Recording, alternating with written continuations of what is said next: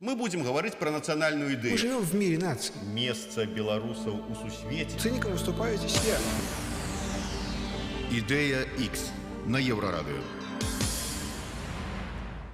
Вітаю усіх слухачів Єврорадіо. В ефірі черговий випуск програми «Ідея X». Програми, подчас якої ми протягуємо шукати і формулювати білоруську національну ідею.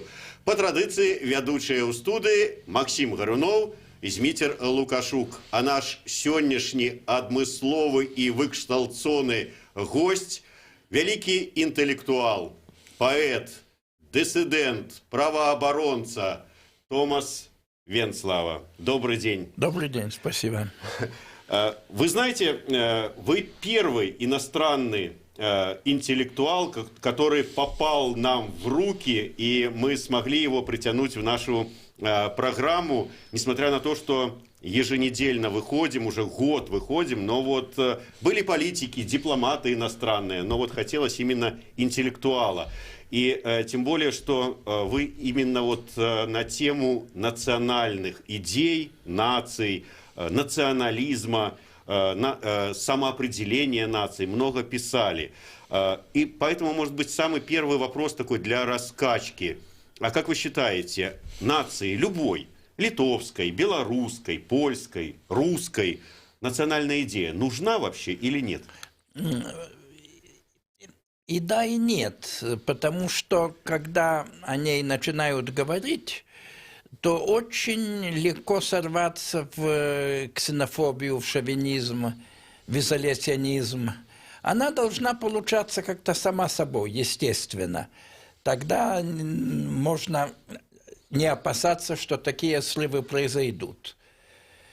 Но вообще, конечно, то, что человечество делится на нации, на отдельные национальные культуры, на отдельные языки, это явление нашего времени, уже довольно давнее, и продлится оно еще довольно долго. И поэтому, конечно, это хорошо, потому что это придает миру разнообразие, красоту, и даже не только взаимоотношения, но даже столкновения этих наций до тех пор, пока они не переходят в кровопролитие, они, в общем, полезны для обогащения мировой культуры, как так сказать, любые противоречия. Через противоречия идут к единству. Вот так и человечество. Вы сказали, что бывает состояние, когда национальная идея, в общем, она хорошая, и бывает, когда она плохая. Когда они говорят, она может сорваться в ксенофобию. Когда о ней не говорят, когда она появляется естественно и развивается естественно, она, в общем, в ксенофобию не срывается, она, наоборот, помогает людям. И вот, в общем, вот этот вот критерий, говорят, не говорят, это единственный критерий, для которого мы можем отличить нормальное состояние, естественное состояние национального самосознания от неестественного, которое приводит к ксенофобии, к вражде, к агрессии и в итоге к насилию. Ну, это не единственный критерий, но один из важных. Я, честно говоря, против, когда слово «нация» пишут с большой буквы.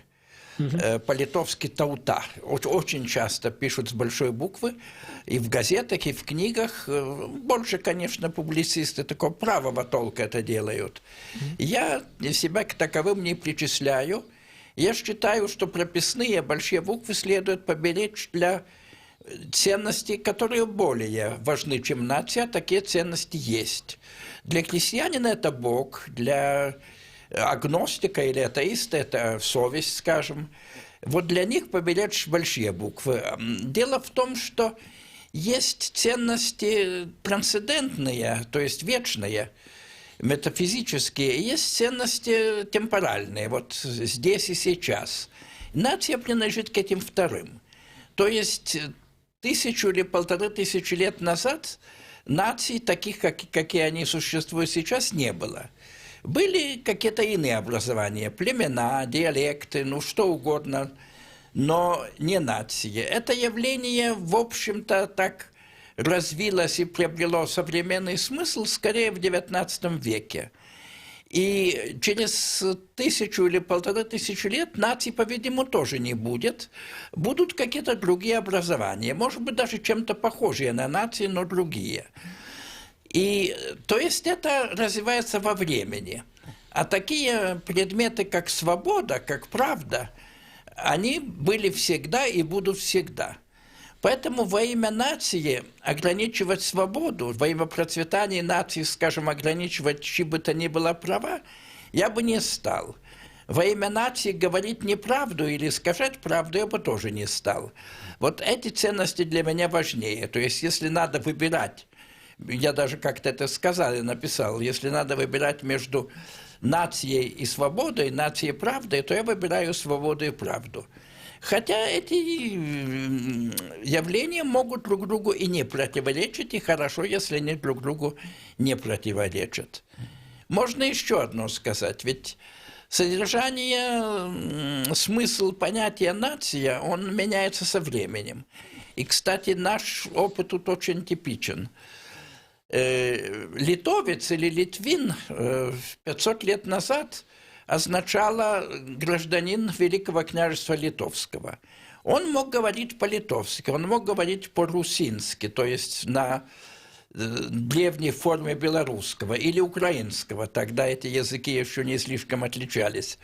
Он мог говорить даже по-немецки, но, так сказать, мог говорить, скажем, по-итальянски, поскольку весь Вильнюс построен итальянскими архитекторами, и не только Вильнюс, но и какие-то белорусские города.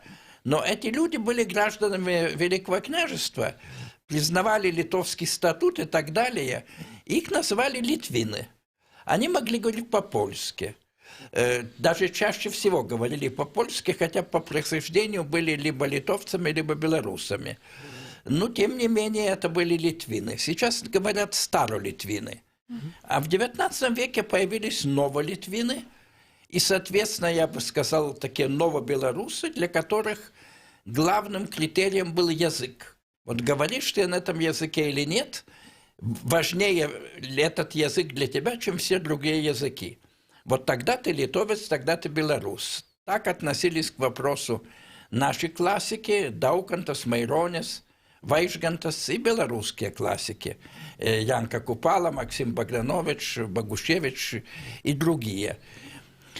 Но это явление новое. И понятие литвин или литовец в те давние времена и в конце 19-го, начале 20 века, оно другое, оно наполнено с другим содержанием, которое, собственно, сохраняется и сейчас. Сейчас для нас тоже важен язык. Это меняется. А вот понятие свободы остается свободой, независимо от того, к каким временам мы его относим. Понятие правды также. То есть, получается, права человека выше нации, идея Господа – это выше нации, и если нужно выбирать между правами человека и интересами нации, то нужно выбирать, если вы хотите правильно выбрать права человека. Если вы будете выбирать между Богом и нацией, интересами нации, то вы тоже выберете скорее Бога, чем нацию. Правильно? Да, хотя я считаю себя скорее агностиком. Но что такое агностик? Агностик – это тот, кто говорит, я не знаю, есть Бог или нет. И доказать это, что он есть или что его нет, и то, и другое доказать невозможно. Но при этом есть два варианта агностика. Или вести себя так, как будто Бога нет, или вести себя так, как будто Бог есть. Так я скорее выберу второй вариант. Теперь по поводу прав человека. Да, вот, по-моему, права нации, которые существуют, это право на независимость, на свободное развитие, на сохранение языка и так далее, на воспитание молодого поколения в духе традиций, на воспитание на родном языке, это права нации. Они логически вытекают из прав человека. Права человека здесь первичны, права нации вторичны. Для некоторых националистов права человека вытекают из прав нации. Вот это, по-моему, неверный логический ход. Для меня права человека первичны, они важнее. Все-таки вот если говорить о нации, о том, нужна ли национальная идея или нет, ну вот как бы когда есть национальная идея, автоматически как бы идет разговор о истории нации, о культуре, о языке. Когда ее нету, то получается вот как у белорусов. Кто мы? Как Лукашенко говорит, русские со знаком качества. То есть мы, получается, в такой капкан попадаем, когда уже не знаем, не имея национальной идеи, какого-то самоидентификации, не знаем, кто же мы на самом деле тогда. Ну, вы знаете, с белорусами я, конечно, сам, увы, не белорус, и, так сказать, как бы не имею права на эту тему говорить. Но скажу вот что. С белорусами сложно, потому что у них было слишком мало времени, чтобы обрести самотождественность. Они начали ее обретать в начале 20 века, и потом это как-то рухнуло, поскольку половина Беларуси оказалась в Советском Союзе, половина в Польше. И в том и в другом случае возможности для национального саморазвития были несколько ограничены, мягко говоря. Где больше, где меньше, но ограничены. В Литве повезло больше, она сумела сохранить независимость, мы объявили ее почти в одно и то же время, но мы 20 лет не попали под чужую власть, и поэтому мы сумели эту самотождественность как-то создать, осознать и сохранить полностью язык и так далее. Вот вопрос, что такое эта самотождественность? Конечно, это традиция. Что белорусы не русские, это совершенно очевидно. Достаточно поездить по Беларуси, посмотреть, это другая культура. Это другая архитектура. Это более сложный религиозный рисунок, потому что тут есть католики, есть униаты, есть православные, но православие тоже имеет разные ветви. И, как, скажем, в Украине оно имеет разные ветви, что сейчас стало и политическим вопросом. То же самое и с Белоруссией. И это более сложный религиозный рисунок. Другие традиции, другой фольклор, другая историческая память. Это была часть Речи Посполитой. Играла большую роль в Речи Посполитой, очень заметную роль Великое княжество Литовское. Ну, были люди, которых мы обычно, весь мир их считает поляками. Это Костюшко, Мицкевич и другие. Для них говорили на польском языке, они были патриотами Польши. Под Польшей они понимали всю Речь Посполитую, то есть включая Литву, Белоруссию и Украину. И они, так сказать, но называли себя обычно литвинами, литовцами. Я часто говорю, что начало пана Тадеуша – это самое парадоксальное в мире, потому что поэма Мицкевича начинается с польская поэма, главная польская поэма. Для поляков это то, что для русских, по меньшей мере, Евгений Онегин. Начинается словами «Отчизна, милая Литва», «Литва, отчизна моя». Но это только первый уровень парадокса. Второй – это что он говорит не о Литве, он говорит о Белоруссии. Он говорит о своем родном крае, Новогродчине. Это в каком-то смысле и Литва. Скажем, там когда-то в древности там были ятвяги, то есть это было балтийское племя, родственное литовцам. Потом это славянизировалось. А потом, во времена Мицкевича, там были литовские деревни даже в этой округе. Даже до сих пор есть. Я, будучи студентом, ездил в эти края, и там около города Дзятлово, а по-литовски Зетела, там были деревни, говорящие на литовском языке, на очень странном диалекте, но понять их было можно. Сейчас, кажется, они уже ассимилировались. Точно не знаю. Но это все-таки во времена Мицкевича была скорее Беларусь, чем Литва. Это очень парадоксально. То есть три народа как-то одновременно в одном сочетались в человеке. Наиболее глубокий след он оставил в польской культуре, но, несомненно, также в белорусской и, несомненно, также в литовской. Что-то очень похожее, можно сказать, о Тадеуше Костюшке. Так это складывается. Смотрите, вы в самом начале нашего разговора вы перечислили так навскидку, два признака, по которым можно высудить, хорошо ли дела обстоят с нацией или плохо. Вот если вы посмотрите на Беларусь, то, в общем, слово «нация» здесь вообще не употребляется. Ну, вот в газетах, в медиа. Когда меня просят написать в Минске какую-нибудь статью о чем-нибудь, я очень долго думаю, употреблять мне слово «нация» или найти какой-нибудь синоним, потому что, ну, лучше не раздражать. Вот в прошлый тираж, есть такая газета, в общем, его конфисковали из ларьков. Поэтому вот лучше не трогать, поэтому слово «нация» здесь не звучит. И о нации не говорят. Да, разговор о нации, он, наверное, в Минске звучит только здесь и еще в нескольких кафе тут недалеко, через дорогу. Вся остальная сторона, почти 9,5 миллионов, да, она вообще на эту тему не разговаривает. И с вашей точки зрения, вот такое положение дел, оно говорит о том, что с белорусской национальной идеей все хорошо или с ней все плохо? Ну, скорее плохо, чем хорошо, но дело в том, что это все скорее внешние препятствия, то есть цензурные препятствия. Но из этого не следует, что внутренний человек не может сознавать себя белорусом. Слово «нация» вообще сложно. У нас употребляются целых 3 слова у литовцев. Можно сказать «нация», можно сказать «таута» и можно сказать «ляудис». Ну, при советах употребляли «ляудис». Это означало «трудовой народ». То есть, ну, весь народ, кроме буржуазии, священников и тому подобных. Остальные, вот, крестьяне, рабочие, это да, это «ляудис», это народ, это наши. Сейчас говорят «таута», что означает, конечно, и крестьян, и рабочих, но также и высшие слои. Нация – это скорее то, что создает государство, и даже как-то совпадает отчасти с понятием государства.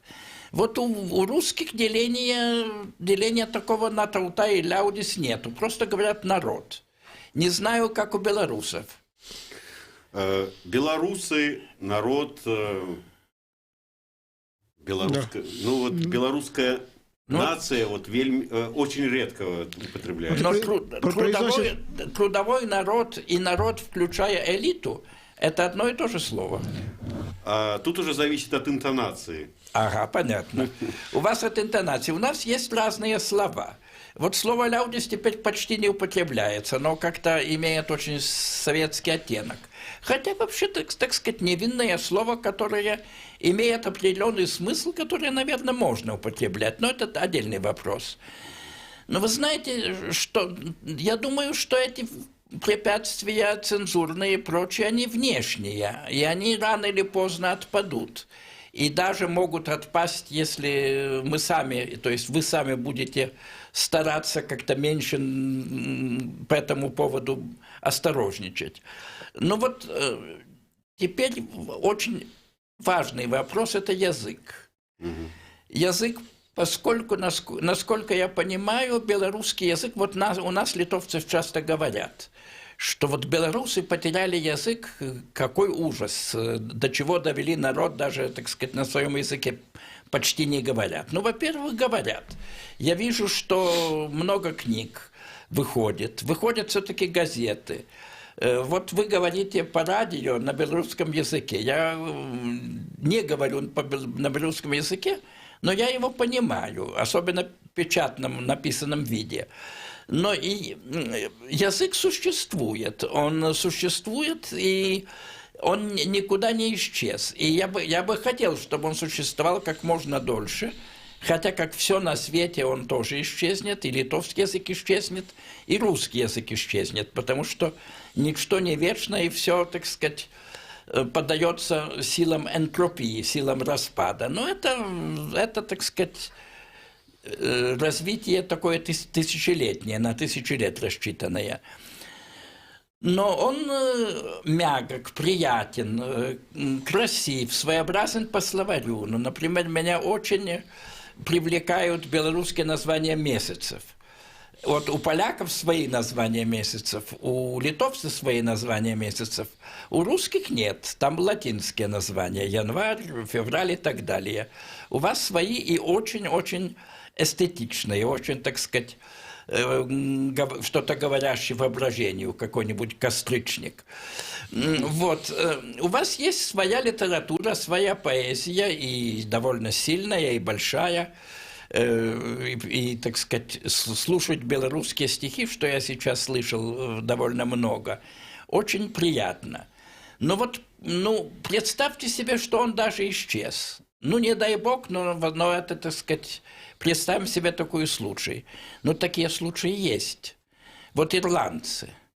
Ирландцы, у них национальный язык гельский. Он родственен английскому, но очень не похож на английский. Он больше отличается от английского, чем, скажем, литовский от русского. Но он практически на нем не говорят. Говорит около 30 тысяч человек в богом забытых деревнях. В Дублине пытались издавать газету на гельском, она потерпела банкротство. никто не покупал. Все ирландцы говорят по-английски, все как один. Не как один, но почти все, 95 или 6%. Но это не значит, что они англичане. Они ирландцы. У них другая традиция, у них другая религия, у них другой образ жизни. Они считают себя ирландцами, у них другое государство, которое с Англией всегда и даже сейчас находится в несколько напряженных отношениях. То есть язык исчез, но народ не исчез. То же самое Германия и Австрия. Еще один пример – это Румыния и Молдова. Язык один, румынский, с некоторыми там оттенками в Молдове, но тем не менее это один и тот же язык. Государства два. Объединятся ли они в будущем, это неизвестно. Есть люди, которые этого хотят, и есть люди, которые этого не хотят. И пока что это два разных государства, очень различных во многом. И слава богу, что они есть. Они придают больше разнообразия миру. Поэтому, я бы сказал, не надо так сильно бояться вот этой потери языка. Это нежелательно, это плохо. Но если даже это случается, как уже несколько раз случилось, это не означает потери национальной идентичности. Народ может остаться, даже потеряв язык. Мы не потеряли. Мне в той же Ирландии говорили: ах, мы ирландцы, мы должны у вас, литовцев, учиться. 3 миллиона человек по-прежнему говорят на своем архаичном, красивом, звучном, сложном, интересном языке. Конечно, это очень хорошо. Конечно, это очень хорошо. Но нам удалось. Кому-то, может, и не удастся. Но я вам, так сказать, желаю, чтобы белорусский язык сохранился, процветал. И мне кажется, что это в какой-то мере происходит. Скажем, когда я был здесь 15 лет назад, было гораздо больше вывесок на русском, чем на белорусском. А сейчас наоборот. Сейчас все-таки, скажем, на вокзале вижу, есть надписи белорусские, английские и китайские. А вот русских еще поди поищи. Это означает, что язык... Хочет этого кто-то или не хочет, он как-то укрепляется. И чего я ему очень желаю. Ваши слова о том, что я в принципе согласен с ними, о том, что права человека, свобода слова, и все остальное, это более важно, чем сама нация. Но я бы с ними безоговорочно согласился еще, скажем, в 2013 году. Но после 2014 года возникает сомнение, если не во главу угла не ставить нацию, не ставить суверенитет, независимость национального государства, то как же тогда быть в случае, если будет угроза государству, нации, народу? Тут существует такая вещь, как международное право. В случае с Украиной это право было резко и бесповоротно нарушено. Оно было нарушено. Я могу процитировать то, что сказал Михаил Веллер, такой русский оппозиционер, в общем, диссидентский писатель. Он придумал очень хороший пример по поводу Крыма. Он сказал: представьте себе, что приватизируют большую коммунальную квартиру. Каждому достается комната. Как это случилось с республиками советскими бывшими. И вот одна прихожая вот я вот считаю, что она моя. Потому что там моя тетя, когда приезжала из провинции, всегда там ночевала на раскладушке, и никто этому не противился.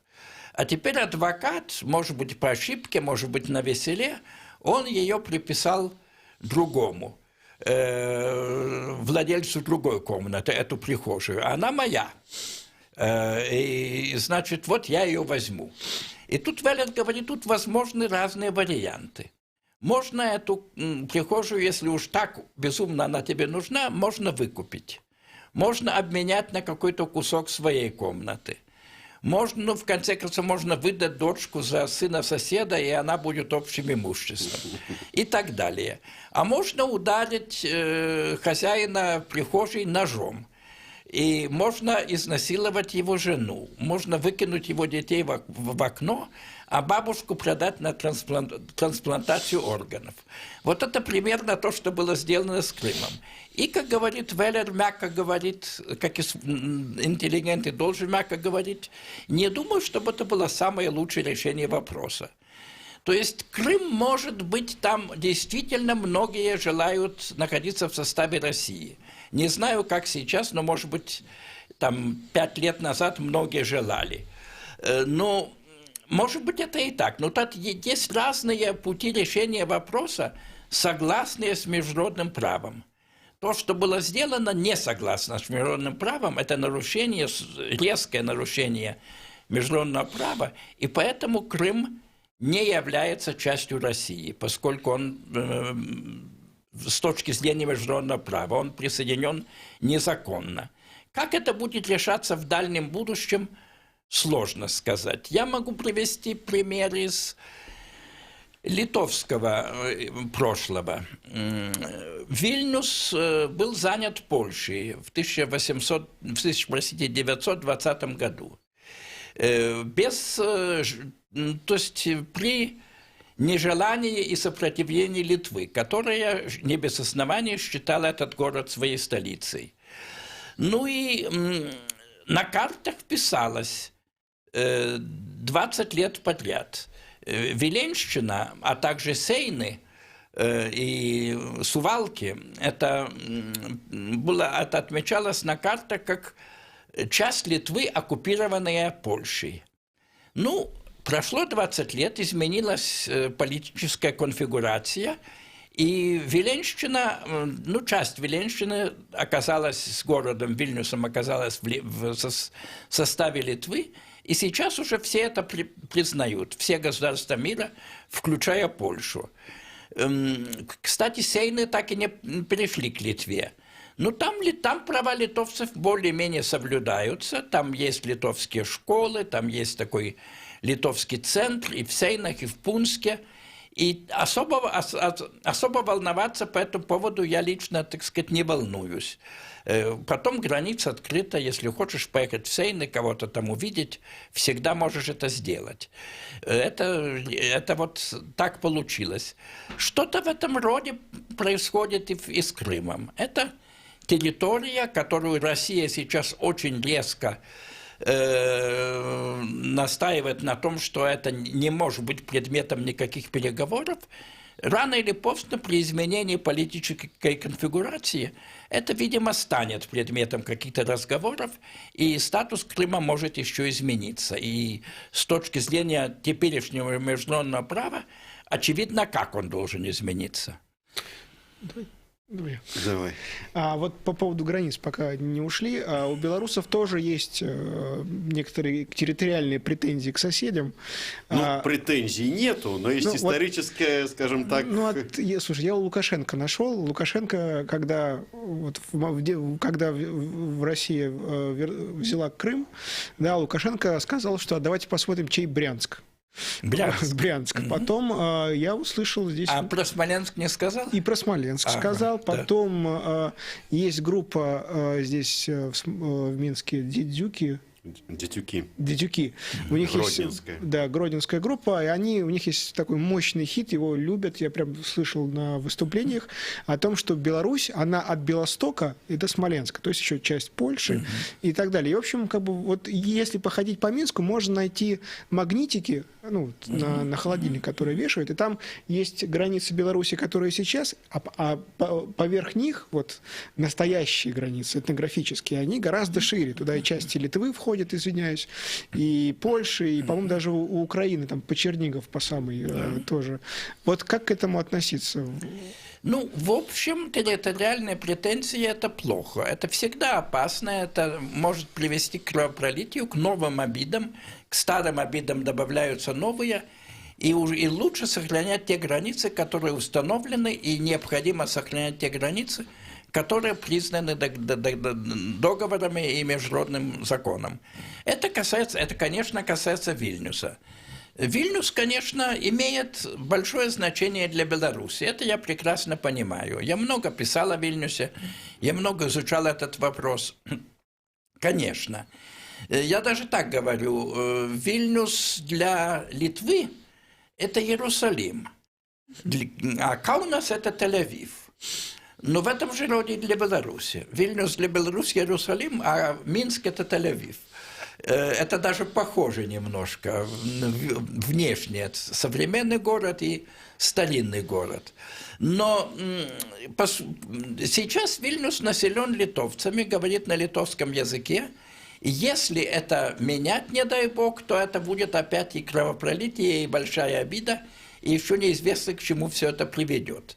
Поэтому международные законы, слава богу, пока тут никто нарушать не собирается. А закон на стороне Литвы. Но, конечно, мы должны сохранять память о белорусском начале в Вильнюсе. Эта память есть, она сохраняется. В этом смысле к Литве никаких претензий иметь нельзя. Полно мемориальных досок. И Тарашкевичу, и Янке Купале, и кому, и Якову Колосу, кому угодно. Указано, где издавалась наша Нива, указано, где создавалась Громада, могила Луцкевичей на Росах. Ну вот... Сейчас будет еще могила Калиновского. Да, тем более, да. Ну, Калиновского, он и был похоронен в Вильнюсе, но сейчас нашли его останки, и не только его, и будет торжественное пересохранение. Надпись, конечно, должна быть на 3 языках. На литовском, на польском и на белорусском, поскольку эти герои – это герои 3 народов.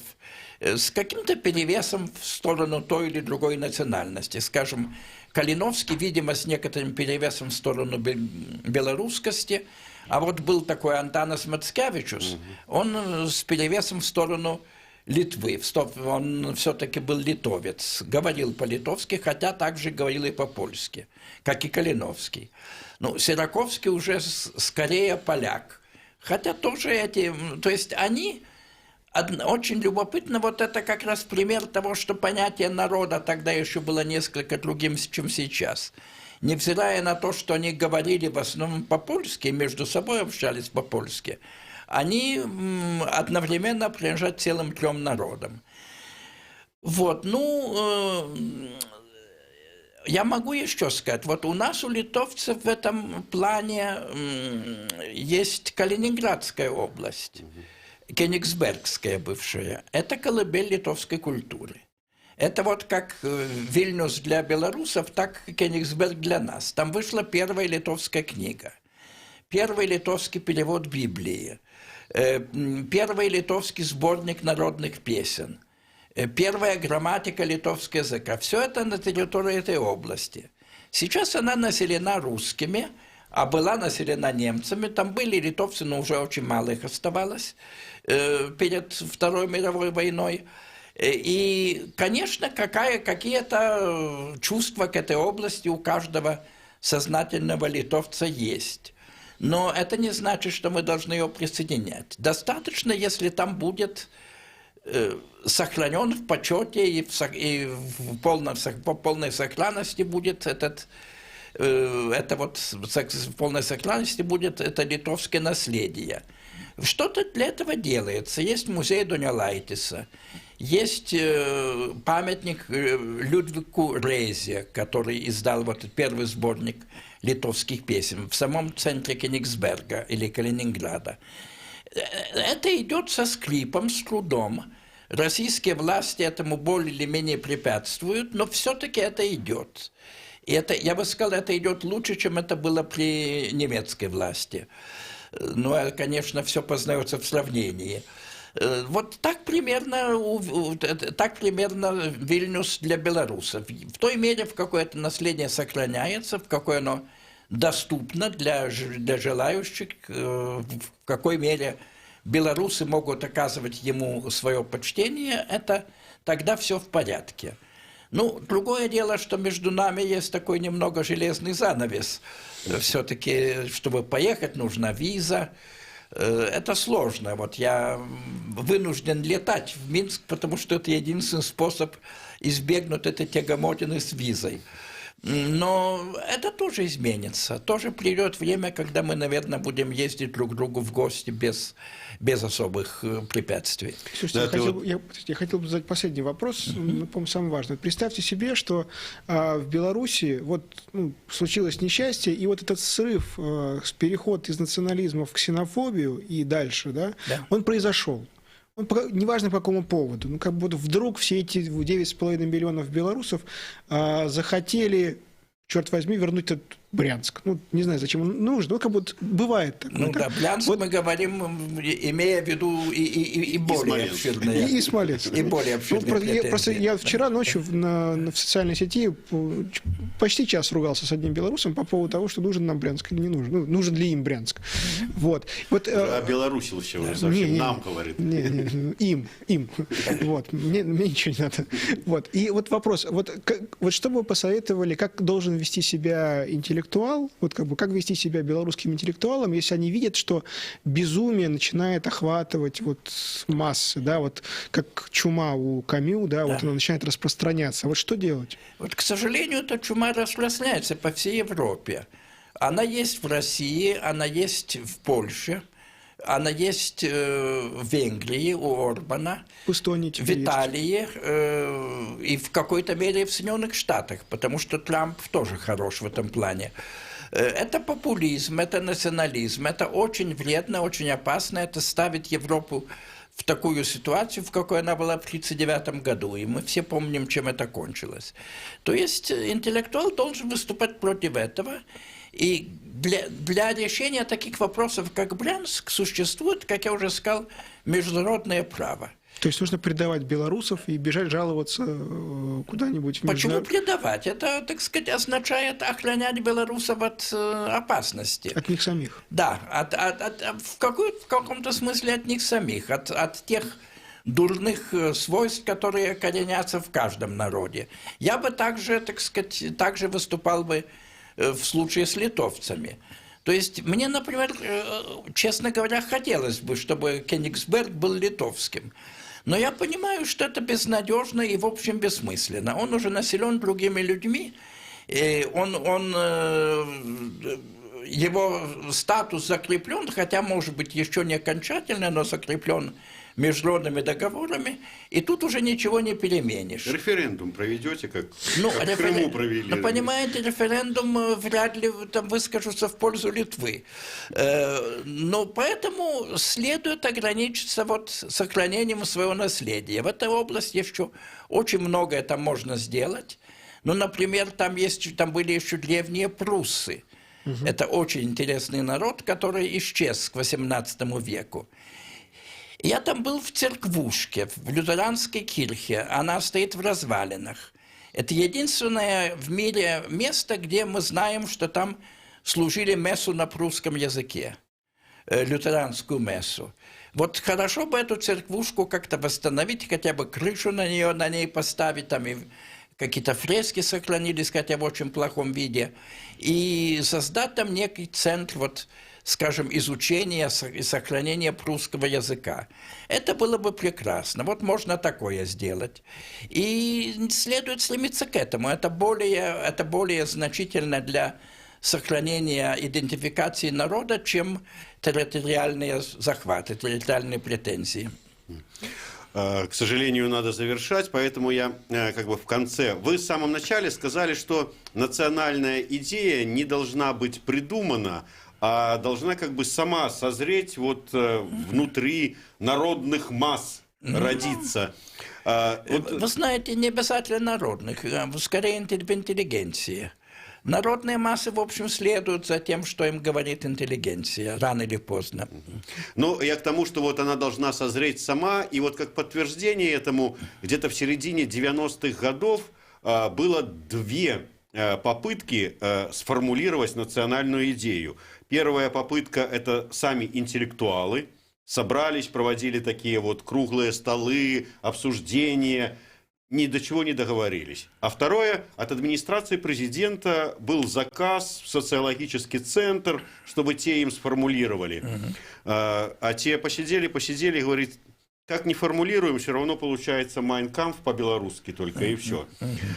Я вот к тому, что Лукашенко говорит, ну, не доросли мы еще до национальной идеи, мол, вот поэтому и нету ее у нас. Вот хорошо, год проходит, 5, 10, а мы все не дорастаем и не дорастаем. А национальная идея надо. Вот мы тут с Максимом теребим постоянно программой, говорим, ребята, давайте национальную идею сформулируем. И в конце концов мы приходим к как бы решению, что сами не можем. Приходим к вам и говорим, господин Венслава, вы же известнейший интеллектуал, всемирно известный человек. Вот как интеллектуал, сформулируйте вы нам, бедным белорусам, которые все никак не дорастут, национальную идею. Вот смогли бы вы это сделать? Я думаю, что искусственно формулировать национальную идею, это вот и есть путь, к сожалению, к Майн кампф. Это не получится. Она создается сама, она даже есть, ее надо как-то вылучить из того, что уже есть. Я бы сказал, для меня, скажем, меня спрашивают, какая у литовцев национальная идея? Я говорю название нашего герба. Витязь. По-белорусски это погоня. Значение одно и то же самое. Витязь – это гнаться, это можно даже прочесть как глагол, как неопределенное наклонение, гнаться, догонять. Погоня тоже. Я говорю, это наша идея – это догонять Европу, догонять цивилизованный мир, стать цивилизованными, решать вопросы так, как они решаются в Европе сейчас. Ну, там тоже всякие бывают проблемы, вот возникла проблема Брексита, но, тем не менее, Европа научилась этому через войны, через страдания, через бредовые идеи, через тот же Майн кампф. Она научилась эти вопросы как-то решать цивилизованным образом, цивилизованным, юридически справедливым образом. Мы должны этому же самому научиться. Вот это и будет наша национальная идея – догнать более просвещенные страны. Вот вы сказали, я уже как на завершение сказали, должны вылущить вот из того, что как бы вот есть, только вылущить ее. То есть получается, вот мы с Максимом своей программой, приглашая сюда белорусских интеллектуалов и творческих людей, как бы занимаемся этим вылущиванием национальной идеи. Золотоискатели. Ну да, но это должно происходить как-то естественно, как-то без излишних усилий. И эта идея заключается в традициях, эта идея заключается в чем-то в языке, эта идея заключается в разных исторических вариантах, которые прорабатывались. Вот надо выбрать из них наиболее полезный вариант. Я думаю, что с этим вопросом можно справиться, даже без большого труда. На развітанне нашему гостю я хочу зрабіць невялікі падаруначак ад Еўрарадыё і ад нашага партнёра крамы з нацыянальным каларытам «Сым Бальбай». Я сначала подготовил другую, с другим рисунком кружку, но вот именно окончание нашего разговора подвигло меня к тому, чтобы выбрать именно такую вот. Это вам с нашим совместным, получается, гербом, с погоней на память от Еврорадио. Спасибо большое. Спасибо. Я даже сказал, что это один из немногих, может быть, вообще единственный случай в мире, когда у двух разных государств один и тот же герб. Томас Венслава, Максим Горюнов, Дмитрий Лукашук, «Идея X». Ідея X на Єврорадіо.